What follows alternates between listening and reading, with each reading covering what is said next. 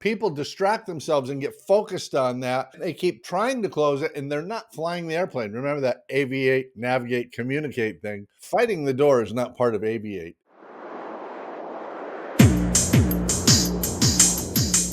This episode is brought to you by Rexair Professional Pilot Academy of Sebring, Florida. Florida has been the go-to flight training destination for nearly a century. Rexair is a soup-to-nuts outfit that's got housing, classroom space. They fly RV-12 aircraft that are brand new factory built. They've got everything a flight student needs to be successful. Rexair is a bit different than most academies in that it's intentionally small. So there's more one-on-one CFI to student activity, and since the students all live together, the students all support each other. The goal of Rexair and their technologically advanced aircraft is to do the best they can do to help you get where you want to be for your professional flying life. So give them a call, 309-397-6191, or drop them a line, info@rexair.net.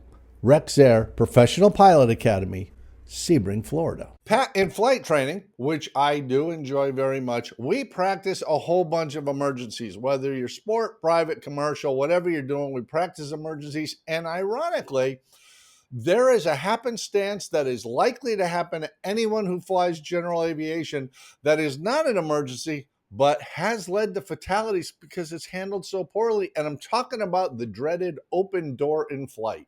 Has that ever happened to you, young man? Well, yeah, but there's one other emergency that could happen, and that is that if you don't hit like and subscribe, things could go south very, very quickly. Oh, there's a horrible history of people who do not like and subscribe or tell any of their friends that they're watching Mad Props.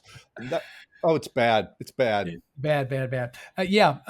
Actually, you and I were talking before you hit the record button. There's probably not any pilot that has any kind of experience that hasn't had a door pop open on them in flight. I've had 3 or 4 or 5 times over the years, I've had a door pop open in flight. It's not an emergency.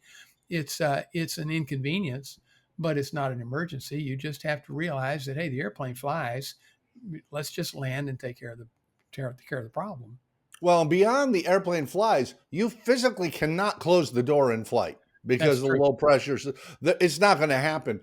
People distract themselves and get focused on that, and they keep trying to close it, and they're not flying the airplane. Remember that aviate, navigate, communicate thing? Yeah. Fighting the door is not part of aviate, and people have actually crashed. I'll tell you, it's happened to me both in Cessnas and Pipers, PA-28s. It gets loud, and that door won't close. As you say, don't worry about it. Just go land someplace. And I'm not recommending this, but I did have an instructor who demonstrated it when I was a student, and I'm afraid of heights, so it kind of freaked me out, but it works. In a Cessna 150, 152, you can steer the airplane with the doors. Oh, yeah. Yeah.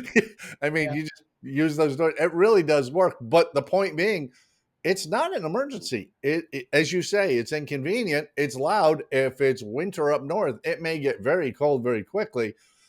Just find someplace to go and make a normal landing, then deal with it.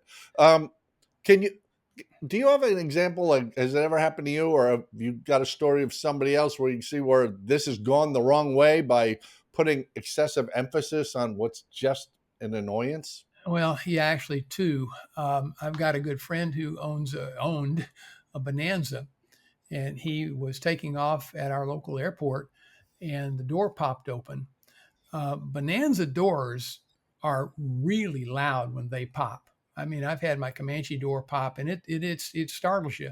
But the Bonanza door popping open almost sounds like a gunshot, and it freaked him out so much he didn't realize what had happened. So he tried to bring the airplane to a stop, ended up overrunning the end of the runway and putting it in a ditch and totaling a perfectly good airplane. All because he hadn't experienced that door popping open before, or if he had, it had been long enough that it didn't register in the moment as he's rocketing down the runway that it was the door. So he totaled a perfectly good airplane. Another situation ended up even worse. some folks that I know in a Lance. Now, this wasn't a passenger door or a pilot, aircraft door popping open. It was a baggage door. In a Lance about 5 years ago, 6 years ago, at our home airport, took off 4 people, full gas, hot day, August, if I remember right. And on climb out, the baggage door, which is forward of the passenger compartment, flew open, and the pilot got distracted, and sadly, as he turned back to the airport, got slow, forgot to retract the gear, and stall spun into somebody's backyard, and all 4 of them passed away. So it's not just necessarily an inconvenience.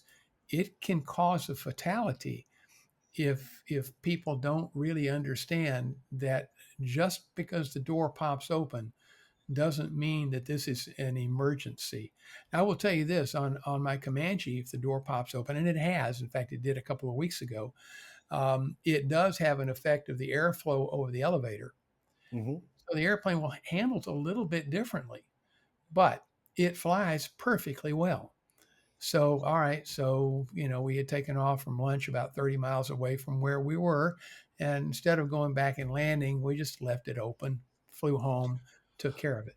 It's not that different from that famous Eastern Airlines crash in the Everglades all those years ago where they had a burnt out light bulb on the gear indicator. Yeah. And everybody was working on the burnt out light bulb. Nobody was flying the plane. And it was a huge disaster. I'll throw in one other thing that's not open door, but it is door adjacent.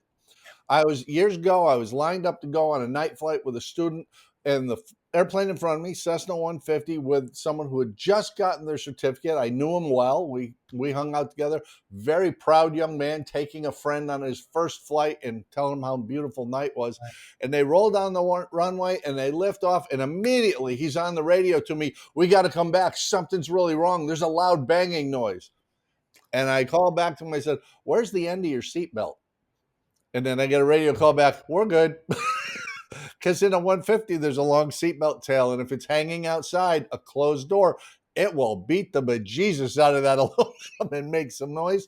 Another great example of a distraction, something that's not affecting the airworthiness of the aircraft, can Right. become such a concern that people just lose the ability to control the airplane, and it turns out poorly. So, Pat, I think the lesson is be prepared for an open door. Not all emergencies are emergencies, but you can turn the most minor inconvenience into an emergency if you don't focus.